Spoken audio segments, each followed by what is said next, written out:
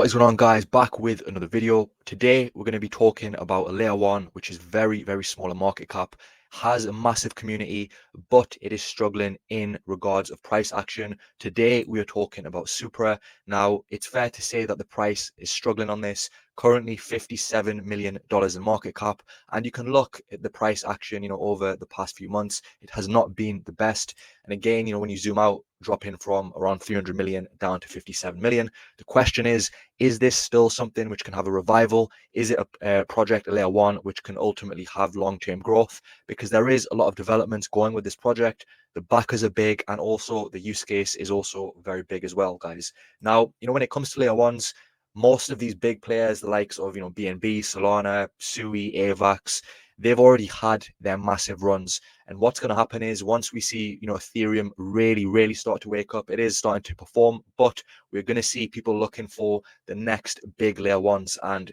ultimately you're going to have to come down the list. And I still believe that Supra still has potential there. They're still working, they're still developing, in terms of the TVL, the ecosystem is starting to develop, even though it is still pretty small.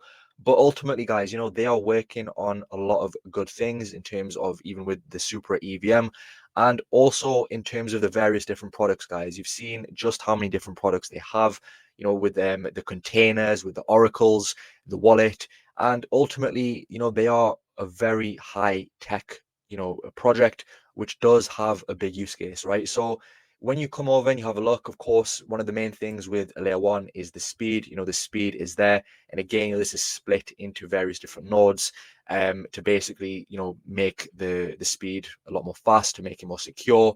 And you can see here, it's been tested on 300 nodes globally, very fast. And it also has been verified in terms of the speed by some, official sort of providers here, such as Microsoft here. And again, that is important. Of course, speed is a big factor when it comes to a layer one. Of course, up to a certain extent, speed is important. But the other thing is, which is really good about, Supra, is it lets you run the smart contracts on, various different ecosystems, whether that's Solana, whether it's, different EVMs, Aptos even as well. So there is also the use case in regards to that. And, ultimately, this is a project which I do think has a very good, long-term growth, even when it comes to the oracles, when it comes to trading, when it comes to, different price pairs, it does a really good job. These are very fast in terms of the upgrades, how quick real-time updates to the prices. And again, you've got a variety of different indices, crypto pairs. So there's also a very big use case in regards to this as well.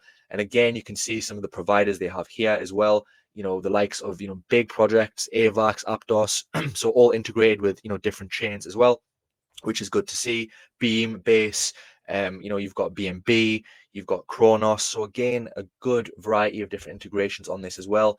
And also some good providers in terms of DEXs, liquidity providers as well. So again, very good to see with, Supra. And then also you can see, some of the backers behind this as well. And this is something which I think is something to pay some big attention to.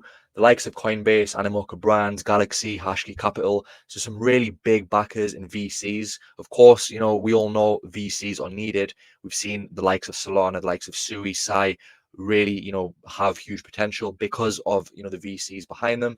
And then, what you want to look at is in terms of the TVL. Now, again, this is very small. Again, I'm not sure if this figure is accurate, but in terms of one of the DEXs in the form of Dexlin Labs, they are really looking like they are continuing to develop, become the main DeFi ecosystem on Supra.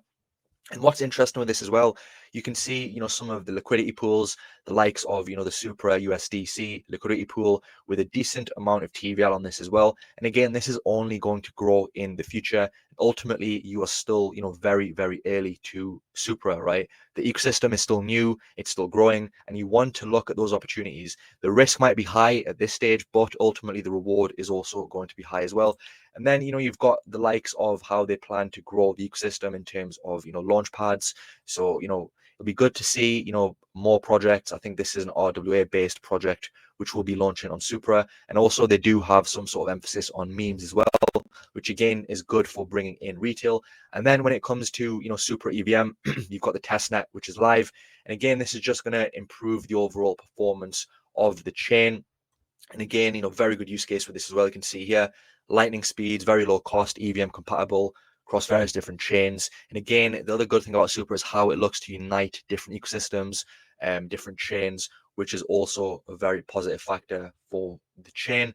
And again, you can read this, you can come and have a look at this in your own time. But guys, I think one thing people criticize Supra is when it comes to the tokenomics. Now, of course, there is a decent amount of supply in the hands of early investors, the foundation, the team. But ultimately, this is similar across the board with a lot of these other VC-backed chains.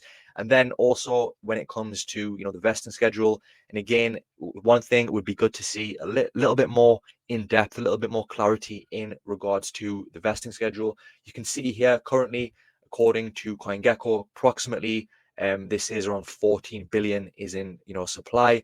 And then if you have a look here, you can sort of figure out that towards the end of the year there'll be around 25 billion. So again, a little bit of dilution to occur. But ultimately, the price of Supra has come down considerably, which I think could definitely be a good buy at this stage. Could go down lower, guys, but again, that is why dollar cost average is the best way. In terms of the exchanges, decent exchanges, and there is a very, very good chance that because essentially Coinbase is one of the backers, this is going to get that tier one Coinbase listing at some stage, which will be very, very bullish for Supra. You can imagine just how much volume is going to be generated from being listed on that exchange. But for now, there is Gate.io, there's MEXC, there's Bybit, there's KuCoin. So again, you're probably going to be fine. And of course, you can get it through some of the DEXs as well, and trade it on some of the DEXs.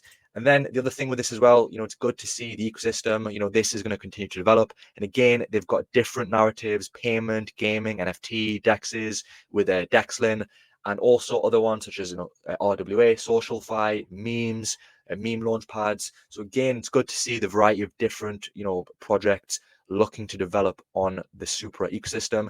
And then when it comes to some of the partnerships, again, very good partnerships as well. So yeah, guys, there's still some good potential with Supra. Me personally, I've decided to DCA some more. Small amounts is always the best way, because they continue to develop. The other good thing about Supra as well, they've got a very, very active community, very, very active in terms of engagement. The updates are consistent. You've got, updates in terms of how they're developing the chain, improving, the EVM, the Supra EVM, the Moonshot consensus. And again, you can see just how many different products they have in form of the oracles, the supernova, the containers. And again, they're attending loads of different events, partnering with different projects. You can see here, this is another project built on Supra, DeFi platform on Supra. So yeah, guys, what I would say is this is a layer one, which is definitely worth keeping an eye on. I think, there's a lot of fear, there's a lot of FUD around it. Of course, when the price goes down, people get scared, which is understandable, but you could potentially see this as an opportunity, guys. So as I've said, I still think this does have potential. Do watch out for the price. Of course, it is in a downtrend, but ultimately you do not want to be FOMOing in once this is, seeing a massive rally. So yeah, guys, just a quick update on Supra. Let me know your thoughts. Are you bullish on it? And, what do you think the returns on this can be? Because it is very undervalued at this stage, guys. Very, very close to the bottom as well, 94% down. So it is down considerably. But yeah, guys, hope you enjoyed the video. If you did, don't forget to drop a like and subscribe, and I'll see you soon for the next video.